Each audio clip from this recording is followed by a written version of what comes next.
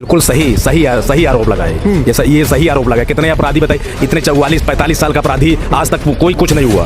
आज हो पहली बार हो रहा है सजा। अगर ये शासन लगाए होते थे इतना अपराध बढ़ाते। कितनी जमीन कब्जा करके कितने लोगों को हत्या की। यही है शासन के वो था ना, वर्चस्व था, तभी तो शासन के ऊपर हाथ था, तभी तो ये किए। हाँ, निश्चित कोई और सरकार होती तो सरकार को मैनेज करके केस को लटकाए रहते, खिंचता रहता, लंबा चलता रहता। अभी कितने दिनों से 44 साल के अपराधी हैं, 44 साल से अपराध के पेशे में हैं, लेकिन इनका ये एक में भी आज तक सजा नहीं हुई थी। ये पहली बार है जिसमें इनको सजा हो रही है। सजा उनके क्राइम को देखते हुए ऐसे अपराधियों के जीवित रहने का कोई हक नहीं है। अपराध तभी जड़ से समाप्त होगा जब ऐसे अपराधी होंगे ही नहीं, समाप्त हो जाएंगे। तो हुआ अच्छा हुआ, और इससे भी बेहतर होता कि मृत्यु दंड दिया जाता, क्योंकि सैकड़ों के संख्या में अपराध उनके खिलाफ विचाराधीन है। और इस भाजपा सरकार में जिस तरह से निष्पक्ष विचारण हो करके सजा हुई है, कोई और सरकार होती तो इतना निष्पक्ष विचारण न हो पाता। तो साहब कहते ये तो दूसरे को गोली मारे, बहुत अच्छा लगा। इनको डर था, डर खौफ था, तभी तो पेशाब कर रहे थे। घर का लीपा पोती की वजह से नहीं हो पा रही थी। अगर ये सरकार बाबा की बीजेपी की सरकार न होती, इसमें भी कुछ न होता।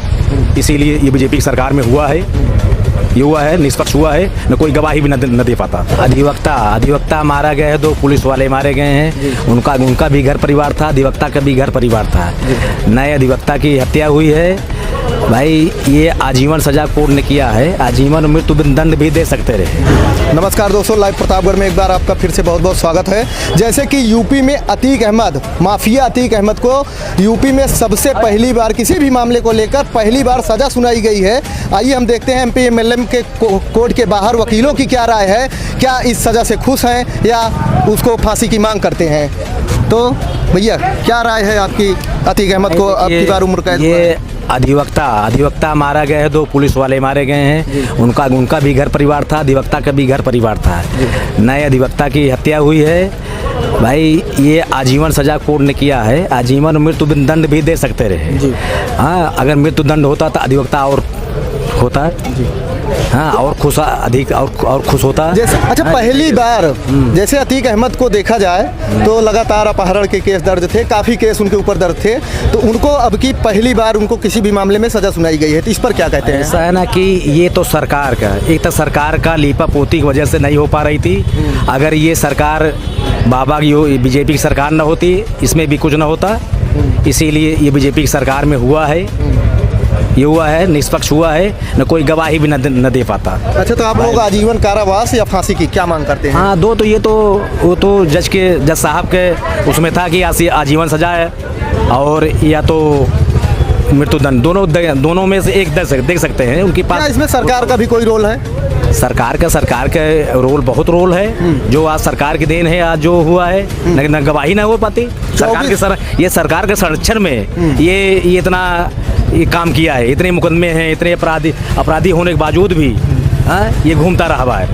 ये सरकार आई, दूसरी सरकार आई, ये अंदर हुआ। अच्छा, 24 घंटे में जिस तरीके से अतीक रास्ते भर पेशाब करते हैं, इसको कैसे देख रहे हैं? भाई ये तो पेशाब कहते, ये तो दूसरे को गोली मारे, बहुत अच्छा लगा। इनको डर था, डर खौफ था, तभी तो पेशाब कर रहे थे। नहीं, प्रयागराज पहुंचते ही मीडिया के सवालों पर अतीक अहमद ने बोला, किस बात का डर? हाँ, अरे वो तो कहेगा ही, वो अपराधी है तो कहेगा ही अपना, अपराधी है। और क्या भैया क्या कहते हैं, उम्र कैद या फांसी? फांसी होना चाहिए उसको। अगर फांसी हो जाए तो और अच्छी है। फांसी हो जाए तो और अच्छा है। आपका क्या कहना है? No comments. तो भैया जिस तरीके से अतीक अहमद को देखा जाए, अतीक अहमद जिस तरीके से पहली बार सजा सुनाई गई है, आप लोग वकील हैं, तो आप लोगों का क्या राय है इस मामले में? हमारी राय है कि जो हुआ अच्छा हुआ, और इससे भी बेहतर होता कि मृत्यु दंड दिया जाता, क्योंकि सैकड़ों के संख्या में अपराध उनके खिलाफ विचाराधीन है। और इस भाजपा सरकार में जिस तरह से निष्पक्ष विचारण हो करके सजा हुई है, कोई और सरकार होती तो इतना निष्पक्ष विचारण न हो पाता। तो इसलिए निष्पक्ष विचारण का श्रेय तो पार्टी को ही जाता है, सरकार को ही जाता है। और बाकी हमारा इस संबंध में कहना है कि सज़ा उनके क्राइम को देखते हुए ऐसे अपराधियों के जीवित रहने का कोई हक नहीं है। अपराध तभी जड़ से समाप्त होगा जब ऐसे अपराधी होंगे ही नहीं, समाप्त हो जाएंगे। मेरा इतना ही इस संबंध में कहना है। फिलहाल जो न्यायालय का निर्णय है, न्यायालय के निर्णय से हम संतुष्ट हैं। न्यायालय साबरमती से प्रयागराज आने पर अतीक अहमद से मीडिया कर्मियों ने पूछा कि आप रास्ते भर पेशाब किए, क्या आपको यूपी आने से डर लग रहा था? तो अतीक अहमद ने मुंह पर ताव देकर बोला कि किस बात का डर? ये तो देखिए वो दिखावटी पना है, मुझ पे ताव तो बनावटी था और सच्चाई यही थी कि उनकी डर के कारण, बार बार होने के कारण उनका कुछ हौसला बुलंद हुआ, इसलिए यहाँ पे उनकी पेशाब कम हुई है। तो जिस तरीके से आप सरकार को भी, इसमें सरकार का भी थोड़ा कुछ श्रेय है? जी, सरकार का श्रेय यही है कि सरकार ने साफ सुथरा ट्रायल विचारण, सरकार की कारण, खूबियों के कारण अच्छा विचारण हुआ और शीघ्र विचारण हुआ, नहीं तो अभी लटका रहता, लंबित रहता। अच्छा, और कोई सरकार रहती तो अभी तक लटका रहता ये मामला? हाँ, निश्चित कोई और सरकार होती तो सरकार को मैनेज करके केस को लटकाए रहते, खिंचता रहता, लंबा चलता रहता। अभी कितने दिनों से 44 साल के अपराधी हैं, 44 साल से अपराध के पेशे में हैं, लेकिन इनका ये एक में भी आज तक सजा नहीं हुई थी। ये पहली बार है जिसमें इनको सजा हो रही है। उमेश पाल अपहरण केस में जिस तरीके से अतीक अहमद को अब की पहली बार सजा मिली है, तो उस पर वकीलों की राय है उम्र कैद या फांसी?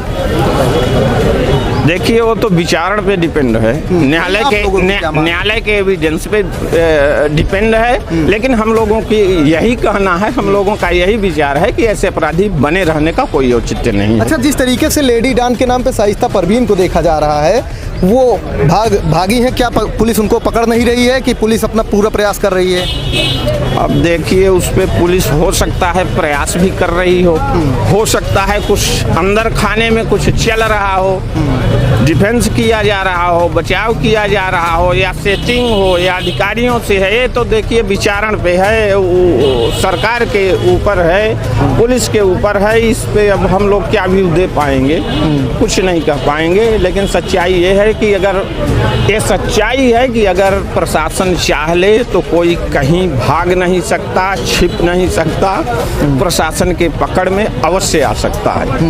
अच्छा, जिस तरीके से अतीक अहमद को लेकर तीनों दोषियों पर सजा सुनाई गई है और जुर्माना लगाया गया है, उमेश पाल के घर वालों को क्या इनको देना पड़ेगा?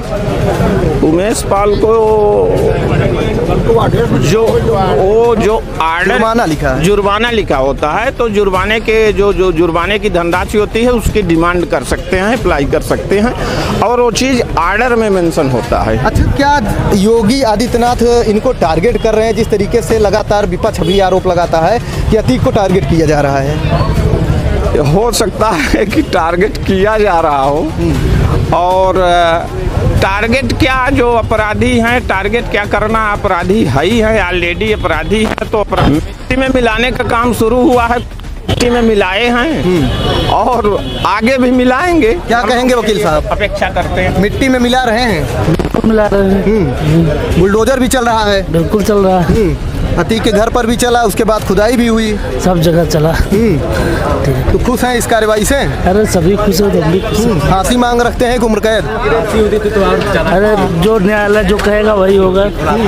जी, क्या कह रहे हैं भाई? आदेश से, आर्डर से तो खुश हैं, अगर फांसी होती तो कुछ और खुशियाँ और भी बढ़ जाती। अच्छा, योगी आदित्यनाथ जी क्या लगातार मिट्टी में मिलाने का काम कर रहे हैं? योगी आदित्यनाथ जी बहुत अच्छा कार्य कर रहे हैं, शासन चला रहे हैं, और जो अपराधी हैं, अपराधी का जहाँ जो स्थान हो वहाँ भेज रहे हैं।